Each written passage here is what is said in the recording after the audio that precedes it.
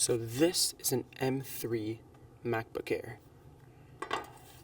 And this is actually a pretty powerful machine, but it's not for everyone out there. Alright, so the upgrades between the M3 MacBook Air and the M2 aren't a lot.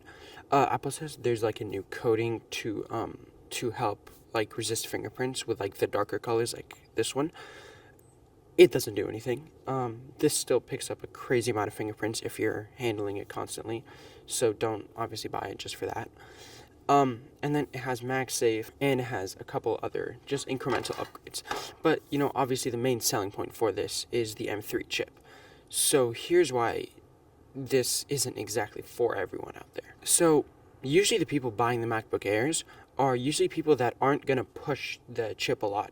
They're usually probably like students or people that are just going to be like writing up documents, submitting papers, etc. And for those types of people, then this is overpowered for them. So why would you spend the extra amount of money to get an M3 when you can get an M2? And for those people, the M2 would be probably fine, right? But for people who are going to do more video editing and more of like photo editing, graphics, etc., then they go towards the MacBook Pro. So this MacBook Air is kind of in a really weird position because I think eventually the base model chip are going to be powerful enough for everyone to the point where even like the MacBook Pro users can get the MacBook Air. Maybe by like M8 or 9, and then the M8 or 9 Pro, whatever, will be overpowered for everyone, and so you won't need to spend the extra amount of money to get the MacBook Pro. Though if that's the case, then we're kind of in this weird position now where it's overpowered for the people who normally buy MacBook Airs, but it's not quite powerful enough for the people who would normally buy the MacBook Pro, right? It's kind of in this weird middle area here where it's not really almost for anyone other than a very few amount of people. So if you're a student who does a lot of video editing like me, some of my friends do music creation, some of them do animation, but you're still a student, then I think this is the laptop to buy, right? Because you're still a student, so you don't really need a MacBook Pro, but you're also doing stuff that but you're also doing stuff that will be better if you do it on the more powerful MacBook Air. So in that case, and those types of people definitely go get the M3 MacBook Air over the M2.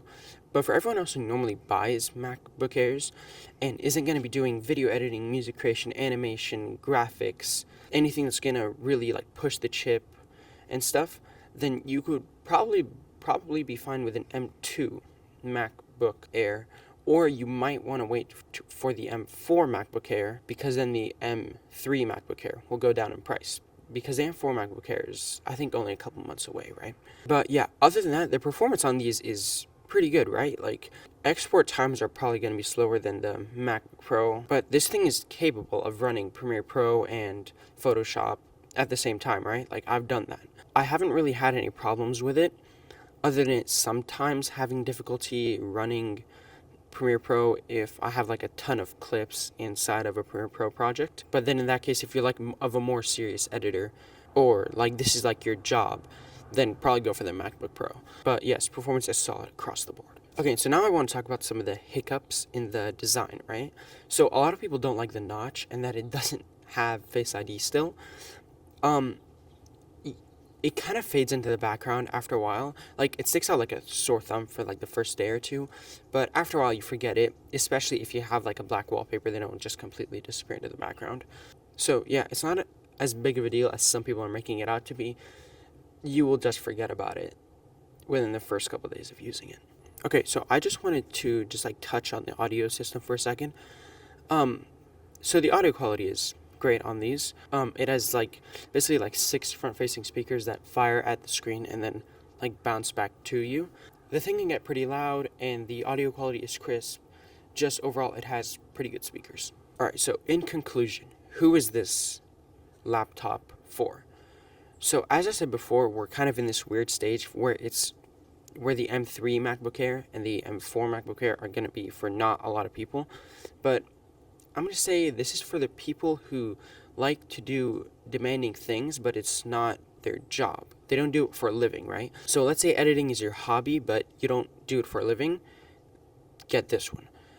But let's say you're just a normal MacBook Air user, you're just submitting assignments, you're scrolling through web pages, you're writing up documents, etc. Then get the M2 MacBook Air, because that one's cheaper and you'll be fine with that one also.